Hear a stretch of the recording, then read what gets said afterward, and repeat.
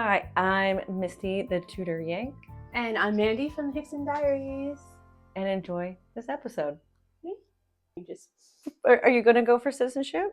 I don't know. Oh, I originally said I wouldn't really? because I was like, no, I'm not going to be American. I had the same mindset as my partner did when we were in America. That it's just I'm always going to be American anyway. I've lived there way too long at this point in my life, right? Yeah. I'm never going to not be. And I mean, you can have dual citizenship, so I wouldn't have to give up anything if I didn't want I think to. it's like a common misconception. A lot of people think you have to renounce. It's like, no, America will never let you give it up. You have to pay taxes forever. Yeah, pretty much. Unless you don't want to pay taxes, that's the only reason to get rid of your citizenship. Yeah. I hadn't thought about it. But then they started to renew the discussion about maybe possibly rejoining the EU. Yeah. And I was like, if I have a British passport, that would make my life a lot easier, especially considering the child has one, right? So now I'm kind of like, maybe, even if like that didn't happen though, but I mean, that's just personal because I love to travel, so I'm like, make my life easier to travel. But and who knows now? There's so many travel bans on Americans as well. I mean, that's what I was going to ask next, because like I think so long in America, the few people get passports that keep telling you, oh, this is the most powerful passport in the world. But when you actually see the list of countries that have banned those passports versus what places you can go into, you can actually go to more places with a British passport than you can a US one. And that's not going to get better anytime soon. Yeah, that's very good point. Yeah. But I did have the experience when I was in Australia of being able to have the benefit of the US passport. Really? When I was in Australia, and this was well before I met my partner. I was in my 20s, so a long time ago. But when I was coming back, it was a huge long immigration line, like security line, and it was immigration basically. And they were like, anyone with an American passport can just go right through. Oh. And I was able to cut it was a long line, and I was able to cut right through. But I wonder if you had a British one, you would have too, because it's Commonwealth. I don't remember them saying, but again, it was a long time ago, so it might be.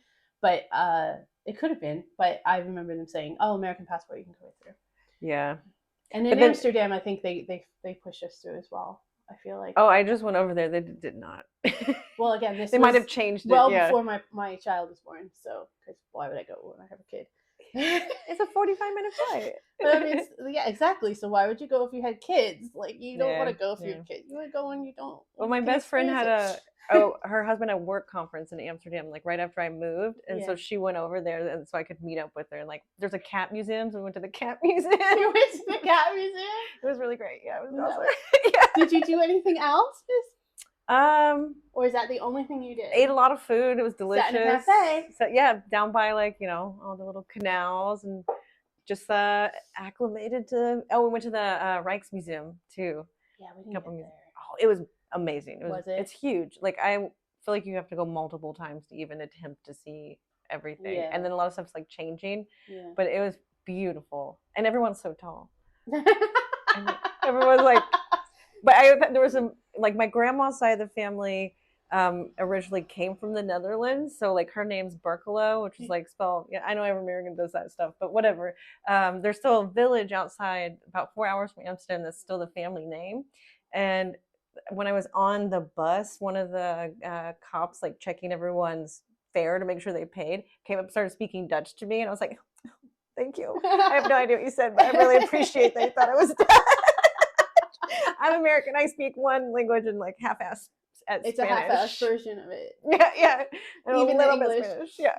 But it was just like, oh, that's cool. But the public transit was even more amazing than here. It was really easy to get around, even without, like, here we have the benefit of knowing English a little, Yeah. But there, not knowing any Dutch, I was able to just like navigate the city pretty well. There's the Van Gogh Museum too. There's a beautiful place, just so beautiful. I'm gonna be honest, we didn't really leave the cafes that much. Then why not? Everything's great. Oh wait, those kind of cafes. Yeah. Oh. I just like thought you were getting coffee a lot. We went to the cafe to get some pastries. Magic pastries? No, we got regular pastries because we had the munchies. Okay. I thought about it when we were there because it was my friend from LA that was over. She doesn't do magic stuff like that. and I didn't want to like do it alone in a place where I'm not from and feel like, what if I freak out, you know? So I need to. That's really what I want to. Actually, they were really like I didn't really smoke. I just got like the contact, to be honest with you, because I'm not a big smoker anyway. But Yeah. and I used to smoke cigarettes, so I don't like to smoke a lot of anything. Like now that I gave up cigarettes, but you still get high. Trust me. Uh, trust me, the munchies will come regardless. But they're actually really really cool about it because I remember the people that we were with were somewhat knowledgeable of it, and they were having like conversations with the people about it, like what's the good stuff, and like all these people with us, they're not as connoisseur, like they don't do it a lot or whatever. What's good for them, and they were actually really like it's almost like a pharmacy type atmosphere. I mean, that's how it is like. with LA with yeah. I mean, they're pharmacies too, but they're the marijuana pharmacies. Yeah. So you whole list, what the breakdown is of THC versus CBD, Yeah. what kind of strain it is. Then there's like edible flower. I mean, and some of the worst is when the edibles are just delicious and you know you're not supposed to eat the whole thing or you're going to be messed up. But you're like, well, why did you make this brownie so good? Like, can you just have an extra backup regular brownie so I can just switch between them as needed? How am I supposed to stop eating this at some point? Yeah, that's the only like problem I have with edibles. Like, I like food, and then I just want to eat too much of it. Yeah. But secret, I smoked a lot in California. I have ADHD. For those of you who don't know, it's legal in California for recreational purposes. So it's not, it started off as medical, and then now it's fully recreational legal. And in New Jersey now too, actually. They deliver it to you. You can order. They deliver it? Of course they do. Yes. It's America. I wouldn't have done it otherwise. I'm like, that's too many steps, you know? Yeah, how am I gonna get home? I gotta wait till I get home to eat this? What? Yeah, like bring it to my door because I would love nothing more than like smoking on a Sunday and then just deep cleaning. It was literally my favorite. Like that's what you did when you were high? Yeah. I think since I have ADHD, something about it like made me focus, and it was like time stopped. And I'm like, okay, today I'm just gonna deep clean. I'm gonna be like super into it. Turn on my music, clean all the skirting boards, do all the laundry. Wow. And yeah, it made me like. It was Josh, my husband, would always joke about it. He's like, "Oh, is it cleaning day?" I was like, "Hell yes, cleaning day." You know? Wow. I don't know where this lazy stoner thing came and makes me want to do so much stuff like chores, organizing. You know, it's like mentally satisfying. It tingles my brain to see like everything clean and done and organized. No, I get that too, but I don't need the high to do it. No, it just makes it fun. Well, okay, that's what I could see that definitely. I could definitely see it being much more fun if you're high. Yeah. Going to the beach, fun. Yeah. Well, I mean, a lot of things are more fun if you're high.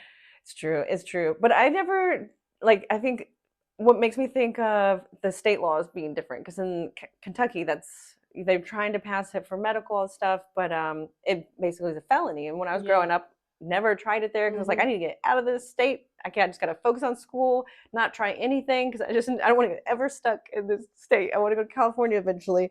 And then when I got to California, I was like, okay, well, it's legal. I'll try it. I'll try it with someone I trust. Right? Yeah. Then I was like, I get the 70s and the 60s now. I understand why everybody moved out here. I will go walk the Venice canals where Jim Morrison walked. Yeah, I get it. You know, like it's so dorky, but it really does. You can see where it just like it all clicks. You know, the weather's perfect. The vibe. I know a lot of people think LA is like fake, blah blah blah. It's different. Most people in LA aren't from LA. Most people in California are from another place. And a lot of people don't realize how international it is. Yeah, my best friends in LA are people that were born and raised there. Because everyone else just kind of comes and goes, depends on how the career goes or what they're doing. Or, I mean, even myself, I'm not from there. Say they're 15 years and left. And that's a bummer for the people that are born and raised there. Because every time they meet someone new, they know at some point they're probably going to leave. Yeah. But yeah, it's the people that are fake in LA. I think also because the majority of jobs we were talking earlier, most people are freelance at some level.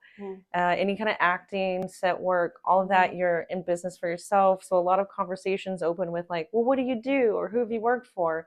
But really it's because you're trying to get someone to hire you for your next job. Like almost always though. Yeah. I mean, because it's feast or famine, as you say, like in freelance. So they often say you're only as good as your last job. too. So you're always kind of pitching yourself, which is exhausting. And I hated that part of it, especially being from Kentucky. You just don't talk about yourself like that. Yeah. So you kind of end up handicapping your career sometimes because people are like, well, what did you do last week? And you may have done something really amazing, but you're like, well, I don't want to sound like I'm name dropping the job. I'm like, yeah, I'm cleaning my kitchen. They're like, that's strange. And I'm like, yeah, that's shit. all I do all day long. Really should talk about it. I probably should talk about my shit more. Yeah, it's a hard balance. I never felt like I loved being there because I felt the difference from California and Kentucky was you were like a big fish in a little pond in Kentucky, but I wanted to be in a school fish where I fit in versus sticking out. And so I didn't really care what I ended up doing in California. I just like wanted to be somewhere I felt like the mindset was more what I was. With different stuff, like I started talking about politics and stuff, and I was like, I can't do this because it's gonna make me like go crazy, my brain fry. If I do this all day, every day, and everything. I mean, I could, but I felt like in the States that was like it's the topic because it is so crazy now, and it's being here. I'm like, I just want to like breathe. Sometimes I'm super aware of what's going on to a fault, but. So I like that we can talk about other stuff now. Yeah, I like that it's not the dominant conversation. Yeah, that the whole world is falling apart all the time, and it did feel like that. It did you feel like that? Yes, I felt like I was losing my mind. Like, is that part of the reason why you left? I think something like that. Right? Yeah, I really wanted to. When I went to Australia in 2018, my friend had just moved there, and it was the same. You know, I've known people that have started leaving the States since Orange Guy's first round, and they were like, if he's president again, I'm leaving. But I remember first round of people in like 2018 started to move, and then looking at that, and I kept thinking, and Josh and I were talking, you know, do they regret it, whatever. Not a single person I knew, no matter where they went in the world, regretted leaving America. I always wanted to try somewhere else. I couldn't imagine any other state other than California to be in. Like the weather's perfect, everything about it. But kind of get spoiled, I think, if you live in LA for a long period of time. Yeah, the beach is right there. The weather, it is la la land because there's no seasonal change. You don't realize that time is passing because it's always the same kind of thing. But I wanted to experience more of the world in general. We went to Australia. I really wanted to move to Australia after that because I loved it. It was like British culture, but then like the country bumpkin of of Kentucky, but then the weather of California. It is beautiful. Australia is gorgeous. I loved it. It was just like I could just picture myself living in the country, like having a pickup truck playing outside all the time. You know, I'm like, oh, this girl's so good out here. I'm gonna pet me a kangaroo. But Josh didn't realize his citizenship through the UK would have been able to get him into the Commonwealth easier. So we passed that opportunity, didn't move, and then we had 4 years of semi-normalcy with Biden, which was like, okay, maybe it'll be fine.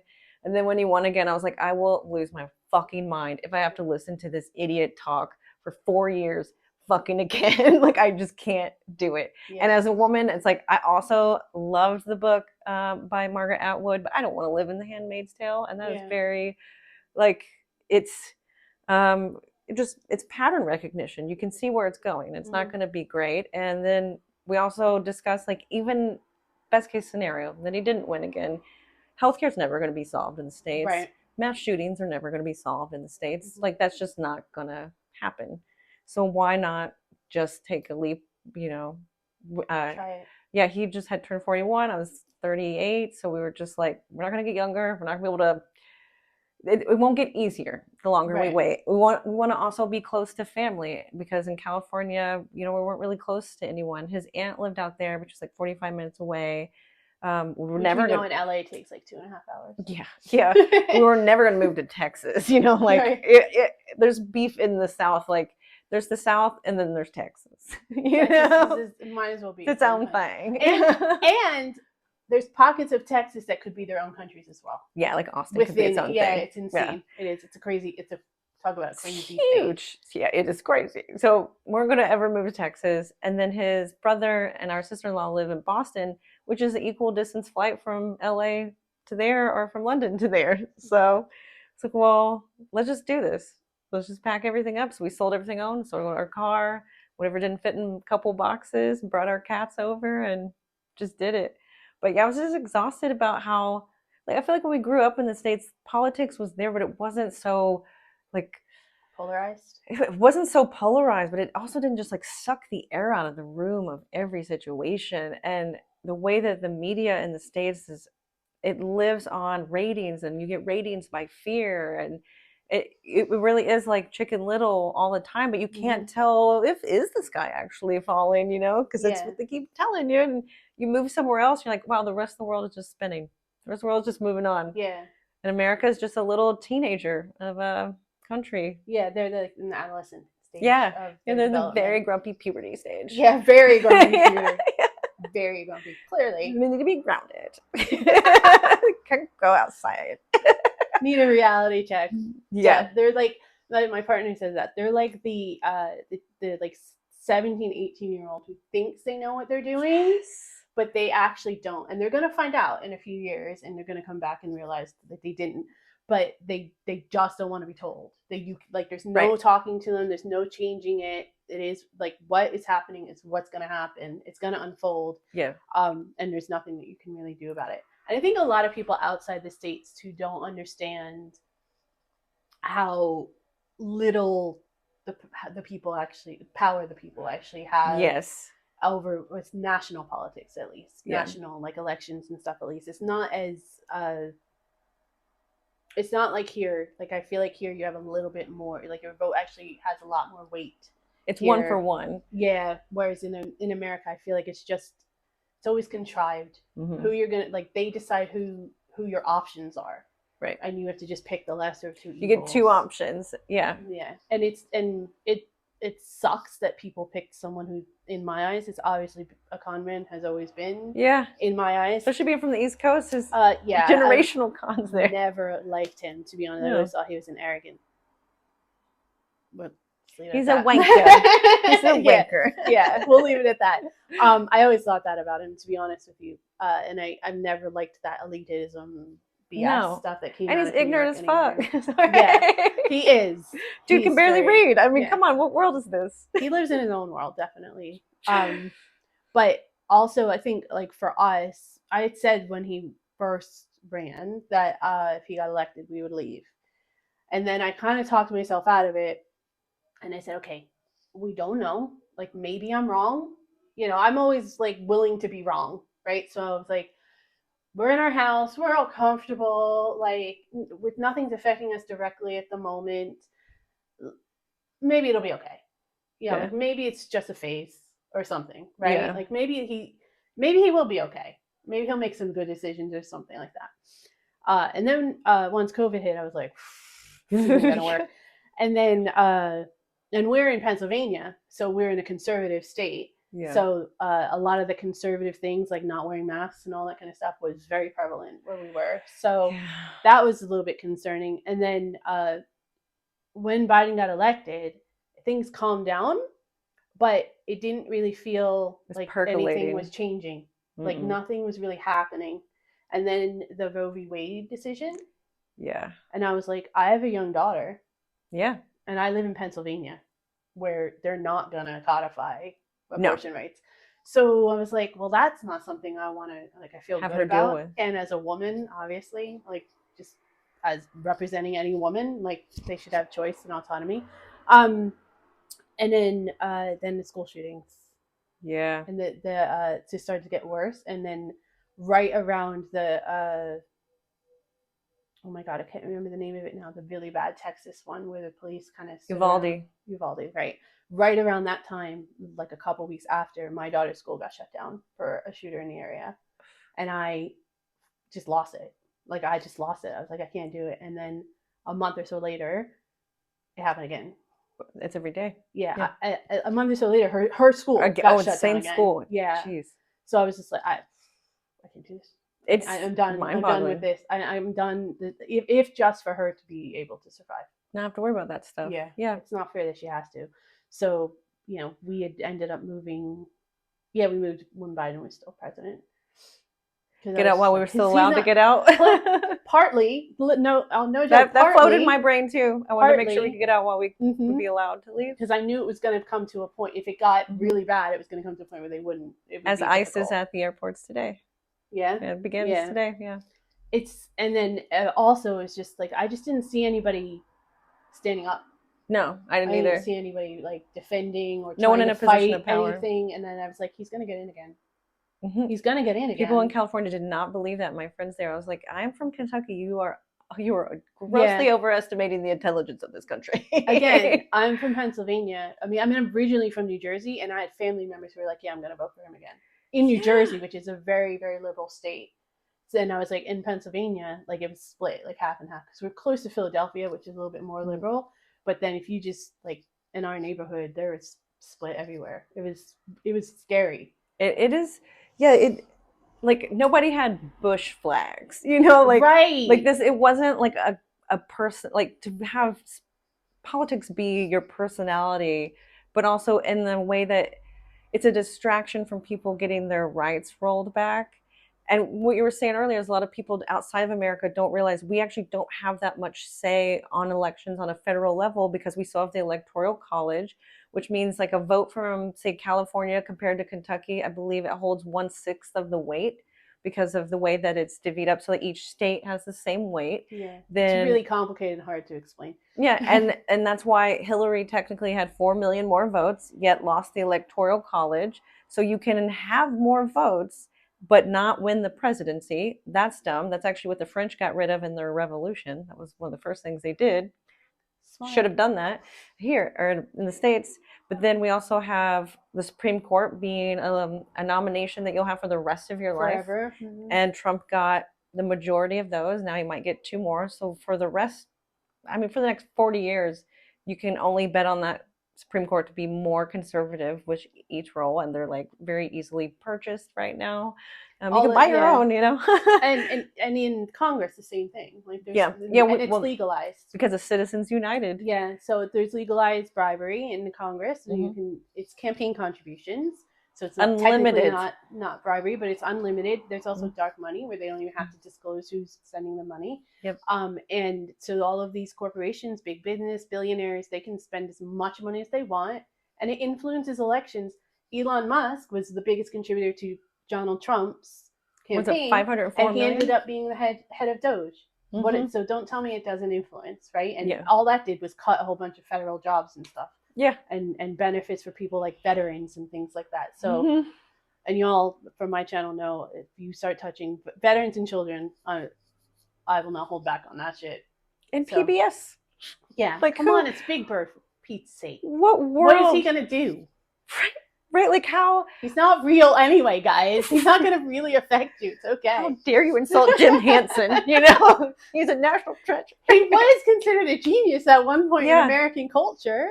But the flip of like, I remember being at my definitely conservative grandpa's house and donated, you know, the sheep farm to the church watching PBS. You know, that was like the safe thing. It was like the neutral. Yeah. Yeah. And to see like culture flip on that just because the internet said, well, you know, it trickles down from there's no trickle down economics, only trickle down stupidity, clearly. Yes. Yeah. But to have everyone turn on that. Right? Shit rolls downhill. Yeah, shit rolls down. Yeah. Yeah, it's just exhausting. And I didn't want to live, you know, I feel bad for everyone I care about behind. You know, I think about that all the time and feel lucky to have an opportunity to get out.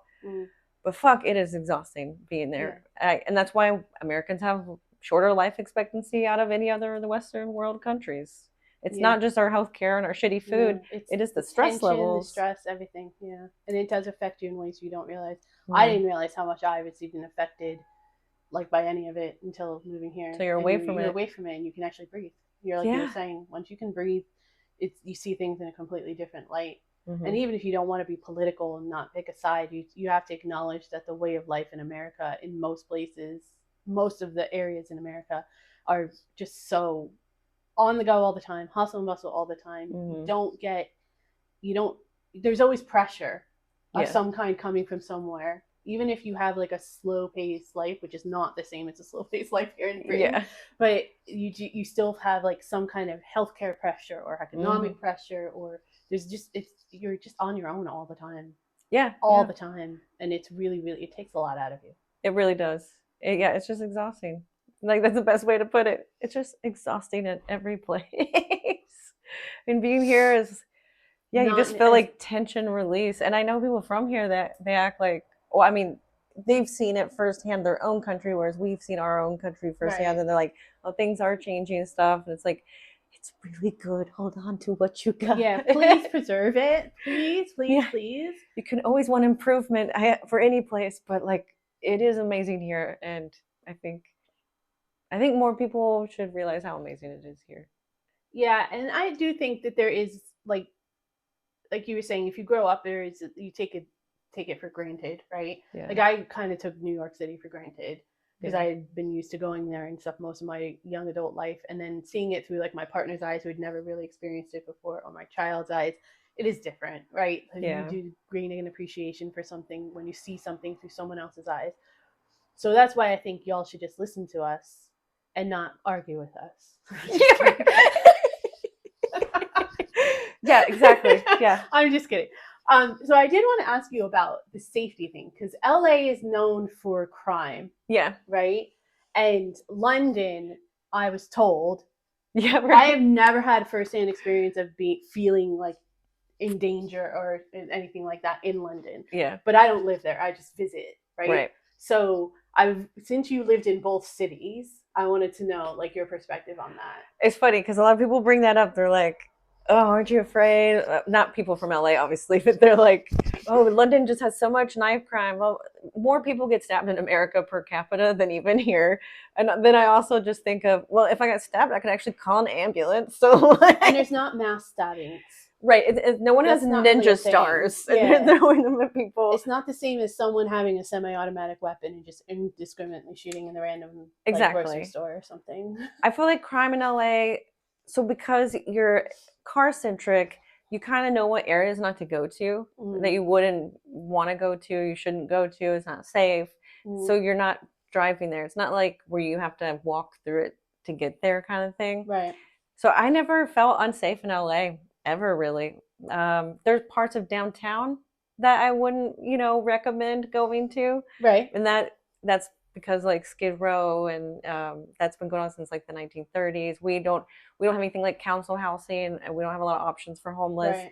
And so a lot of homeless fall into extreme drug addiction, which who can blame, when you're struggling, and it's the only, like, I have no fault for that. But there are, as a small, short woman, I don't want to go downtown at 3 a.m. by myself down a dark alley. Yeah. Yeah. But in terms of anywhere else, I've been robbed twice. I wouldn't even say I fully got robbed, but once was in Indiana.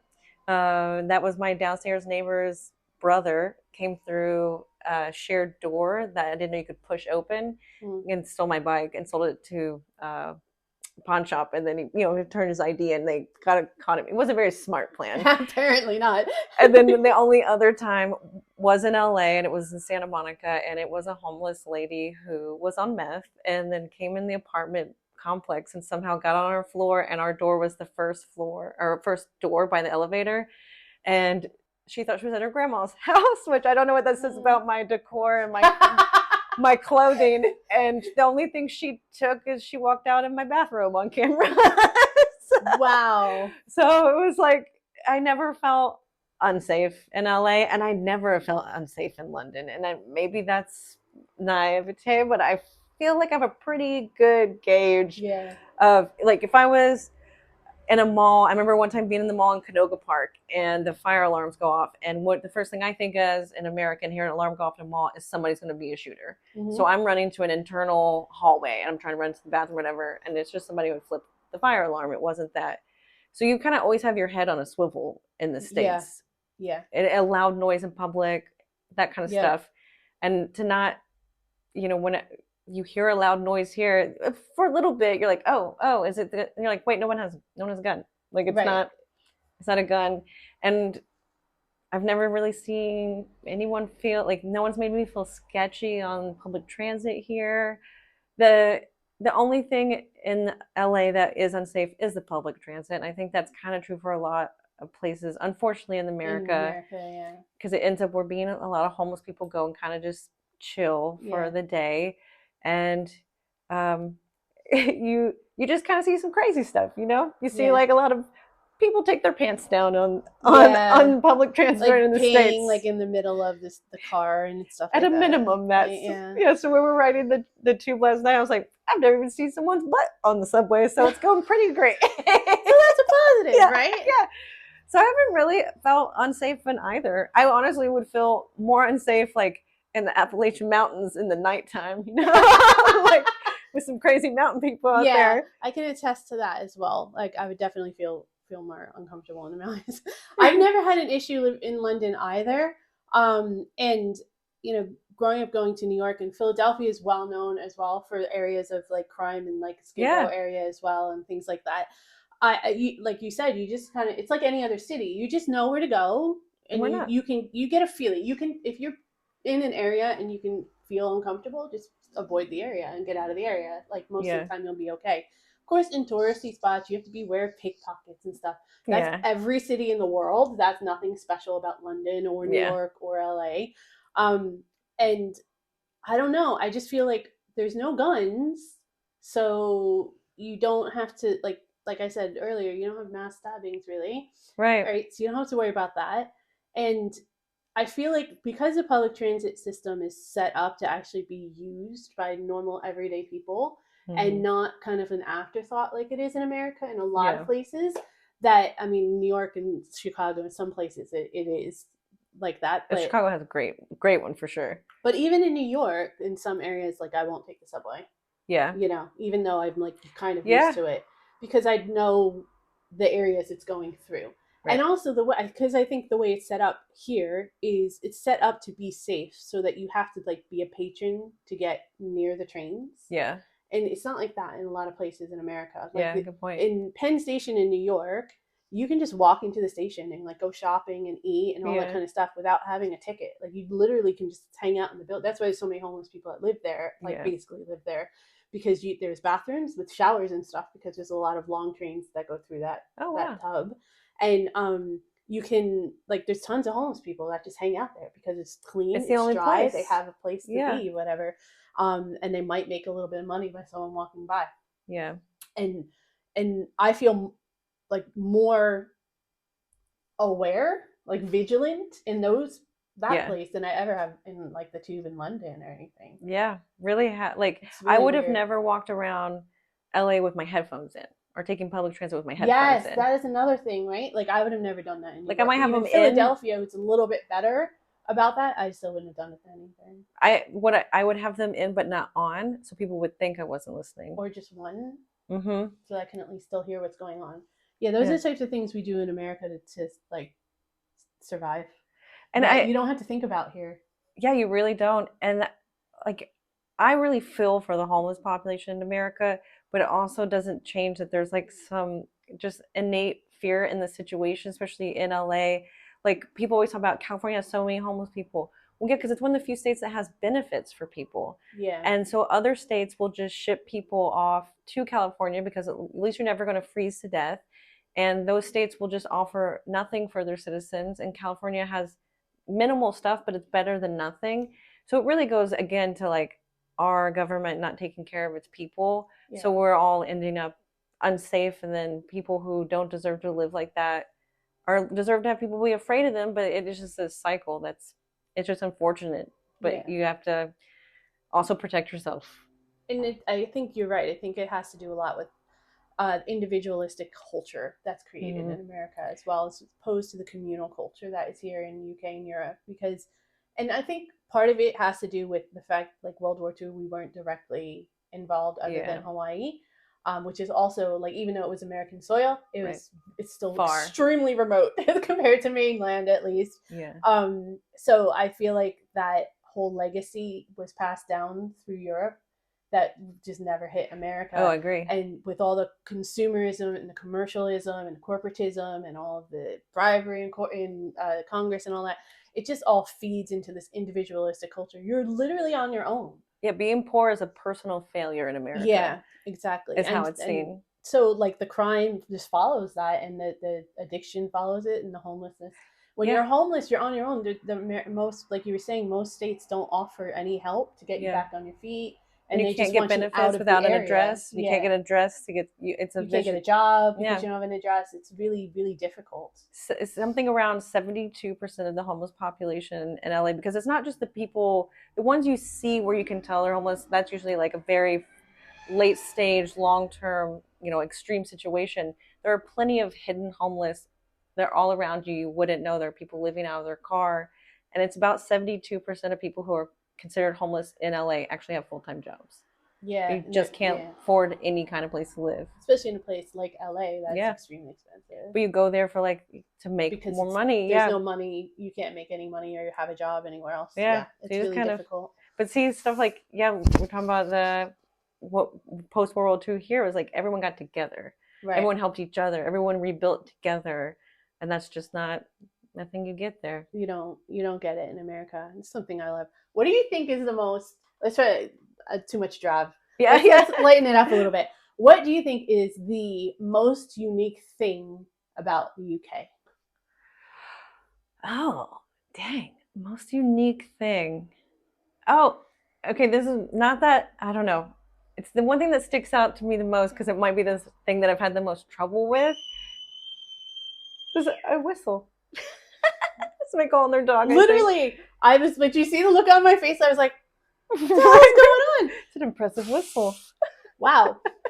Okay, moving along. We're in real life. No, I think so. I described English here is, I know it's your English, but it's not phonetic like Americans' versions of English. So the way things are pronounced are not the way they're like spelled. Sure and shire. I love that they say shire so much as like a nerd. I love that one. Or like that Shoreditch is not Shoreditch, it's Shoreditch or something. Like, or what is it? I say Marylebone. I still can't remember the correct way to say it, but I don't know that's how it's spelled. But it's not. It's a neighborhood. So many neighborhoods in London where it's just like extra letters, or it's like not how the way you would read it first is not how it's said. Yes. So I think I think it's just centuries of like mushing words together and quick speaking and Middle English and Old English. But I think that's such a unique way because all these English speaking countries that it's not a phonetically spoken version of English. Huh. I never thought about that. Yeah. But yeah, you're probably right. It's the accent. Secrets in the accent. The accents was one of the biggest things for me. Yeah. Because we only see like Cockney and posh accents in America. Like that's all that exists, True. Right? For Britain. And of course, my partner is a little bit more Cockney. Yeah. So I'm like, oh, okay, I can do this. Right? I still have trouble. Even now, after all this time, he'll come out with a phrase, like an authentically British phrase, and I'm like, you've never said that ever. As long as I've known you, I have no idea what you're talking about. But anyway, it's really funny how they come out. Anyways, but I didn't realize that like every county, like every town has its own accent here.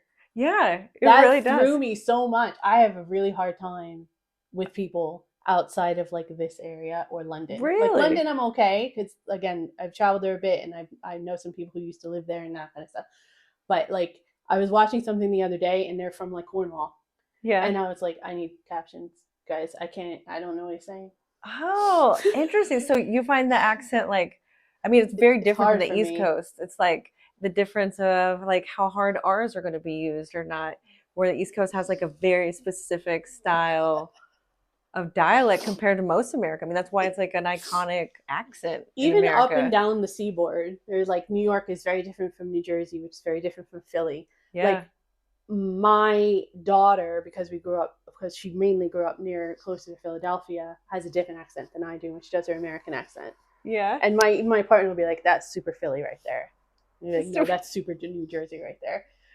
He won't say super because he's British and that's an American thing. But you guys get the gist. But yeah, he can hear the difference. It's really funny. What would you say was your biggest adjustment in the first year that is easier now that you've been here? My arrogance. Oh, really? And it's a humbling moment for me, but I'll admit it. It's okay. Because I had been with my partner for so long and we had traveled back and forth and I knew the family really well and everything, I kind of had this arrogance that I knew what I was doing.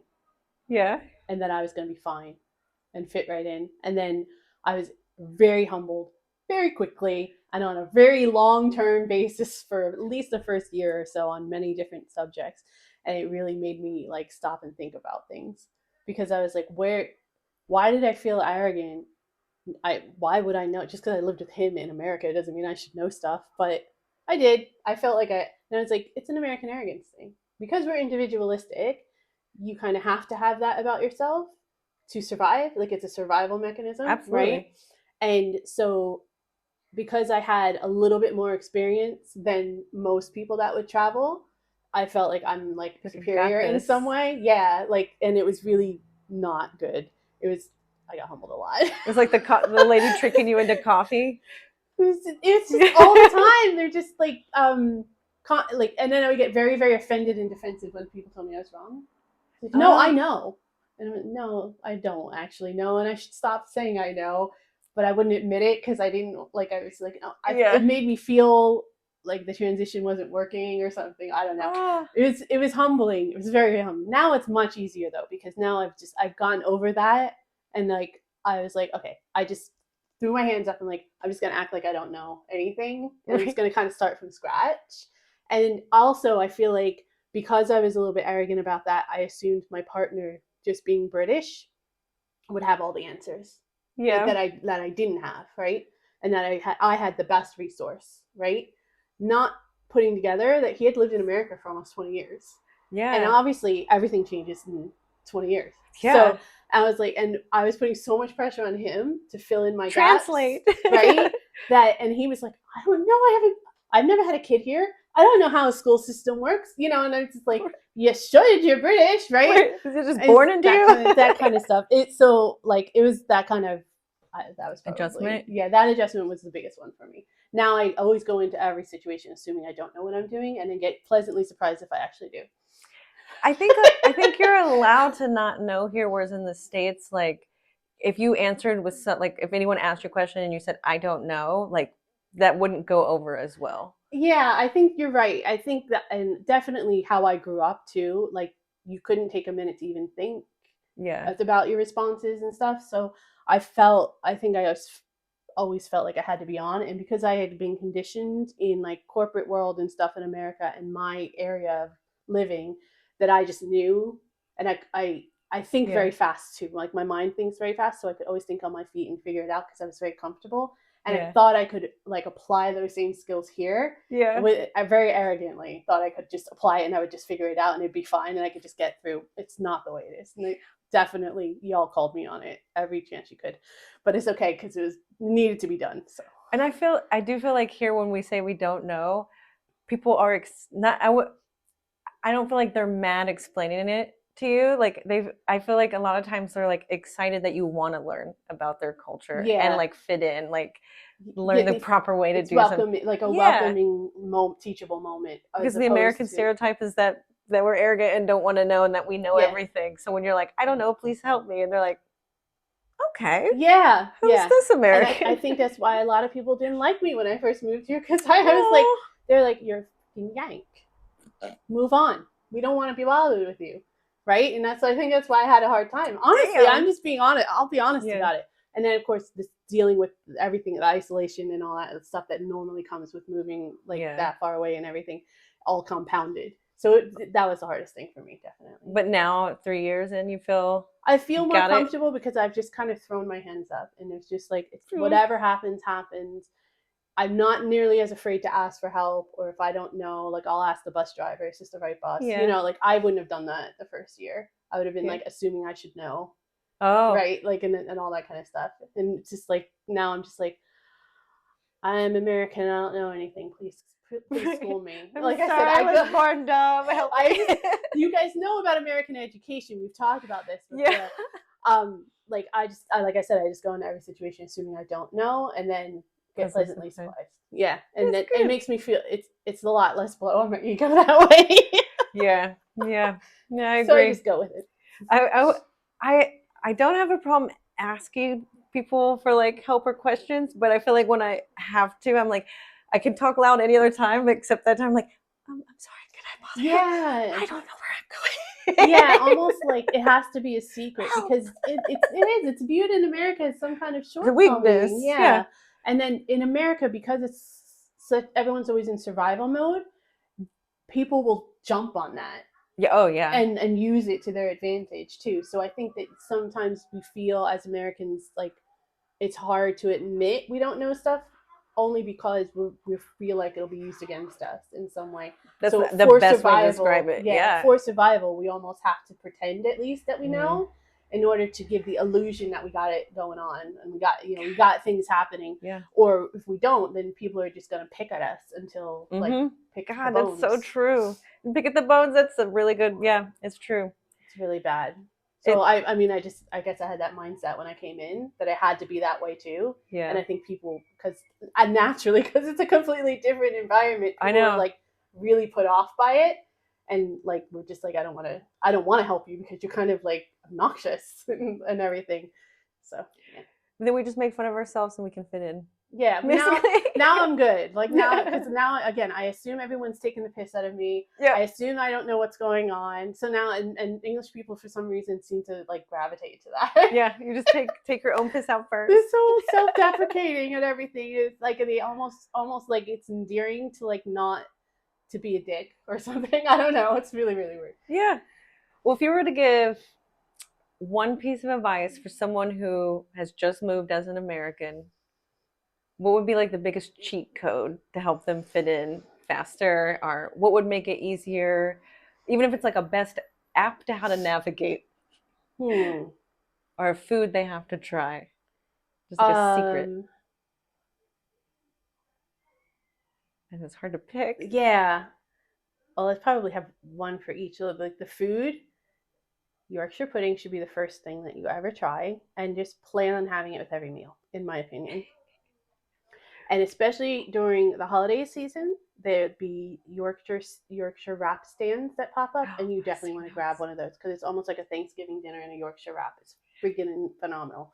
I would definitely recommend that. I would just recommend travel. That would be what I say. And in any way you can, even if it's just local, like walking to town on a regular basis and stuff like that. Going into the city, it's always good. You know, going to London, Birmingham, Liverpool if you can. But also just going to each shore town, not just the same one all the time. Like Yeah, each village, as many villages as you can. You just it's so rich with culture and there's so many stories and so much history. You really can just go to a pub the next town over and have like an incredible experience. really. Yeah, And it's just at your doorstep, you know. And yeah. like so it's not, we don't have stuff like that really. Everything is manufactured and curated Mm-hmm. in America, and it's so modern because it was just built yesterday just because of the Yeah, age of the country and everything, that you'll have an experience just having a pint in a pub and having a conversation with someone.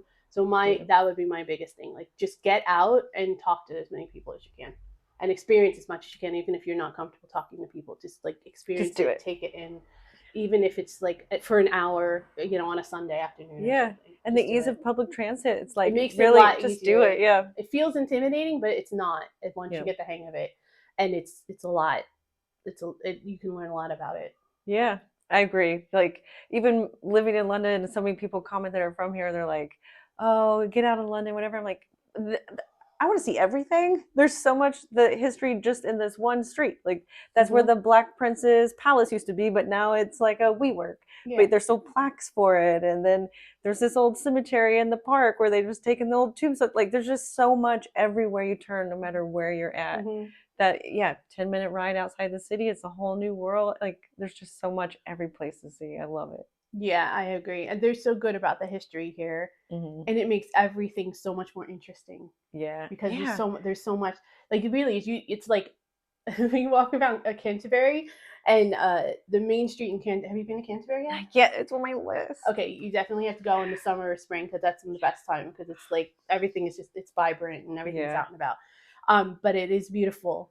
And it's like it's the main high street of it is there's tons and tons of original buildings, and then there's like a subway, right? But it's still something very unique and like you wouldn't see in a lot of other places Yeah. because it's Canterbury and it's like all the people who make pilgrimages through there and stuff. Do you know what I'm saying? Yeah. Even though you're like looking at a subway sign, everything around it is so different and unique and specific to the area that it's still endearing and it's still like interesting It's to the look two at. worlds meshing Yeah. together. Yeah, it's really, it's kind of strange to see like, you know, a subway coming out of like a Tudor building, but yeah. But I love that, like instead of where like America would be like, we want to build this, we're tearing it down because this is in the way, and it's this kind of beautiful place. Yeah, I love that everything gets incorporated and layered in. Yeah, it's just, that's something very unique. So that's why I think the travel is the best, and just be aware. Like, just look at everything. Don't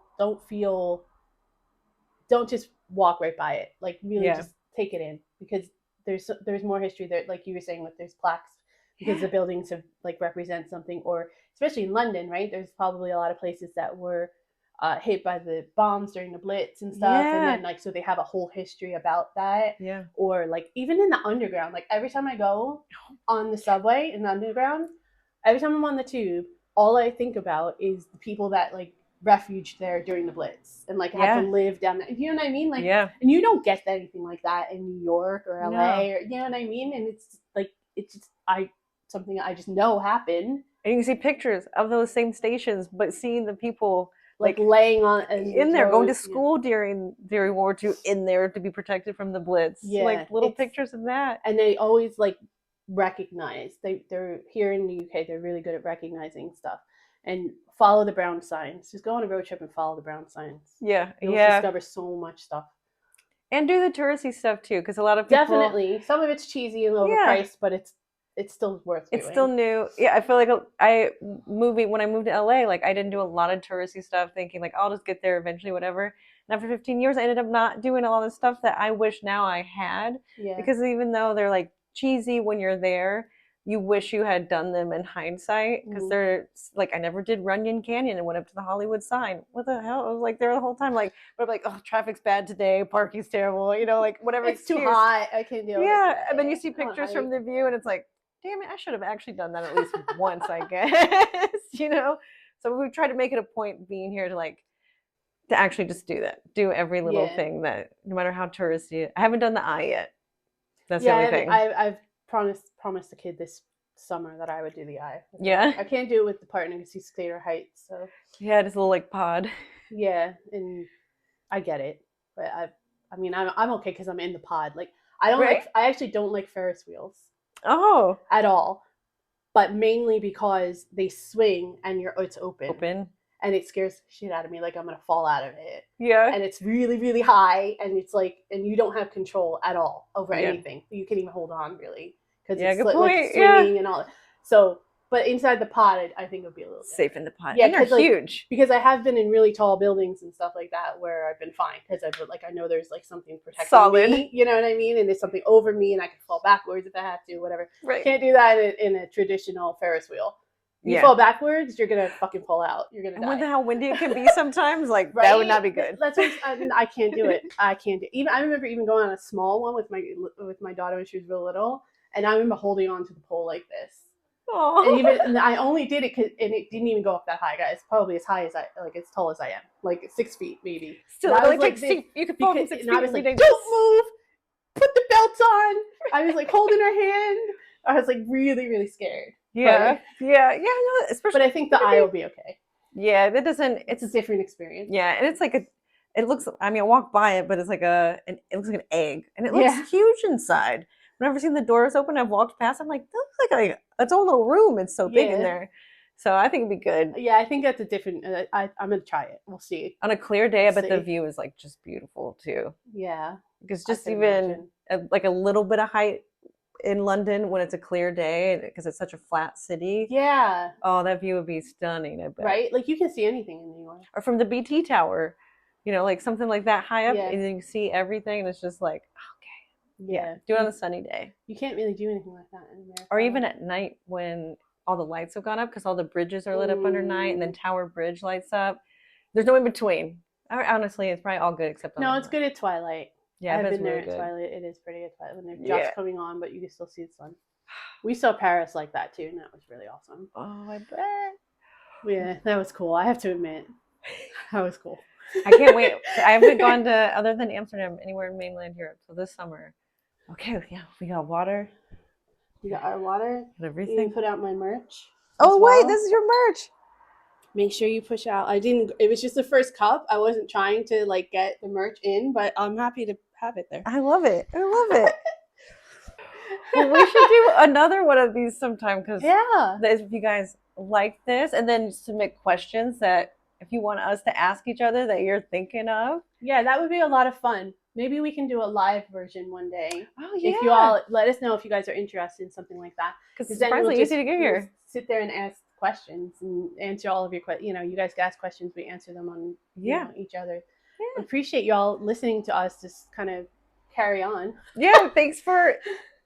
by you guys watching both of our stuff, you connected us so that we could meet each other. So it's also thanks to you guys. Yeah.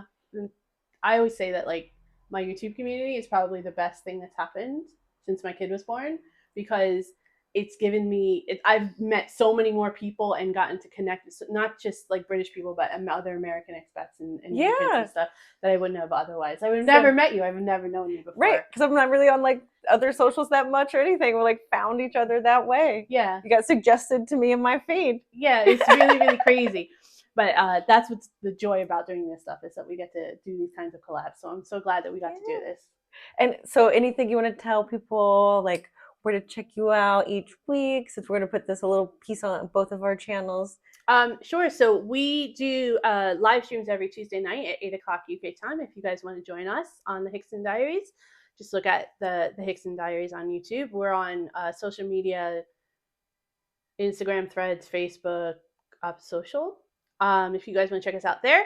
Also, we upload videos twice a week, usually Thursdays and Sundays. And if you want, if you like our stuff and you want to become a member of the Mandyverse Collective, we do a special live on Friday afternoons for members only. We do just mainly reacts to British stuff and have lots of fun and have good conversations and light-hearted Friday afternoon weekendy kind of stuff. So chill for the weekend. Yeah. And also if you have we have all other kinds of stuff on hicksondiaries.com if you guys want to check out some stuff there. And there's information about our partnership with the Royal British Legion as well, because we make a donation actually every month to the Royal British Legion because veterans are very important to me. My dad was a veteran, so they carry on that tradition. So it's important. Yeah.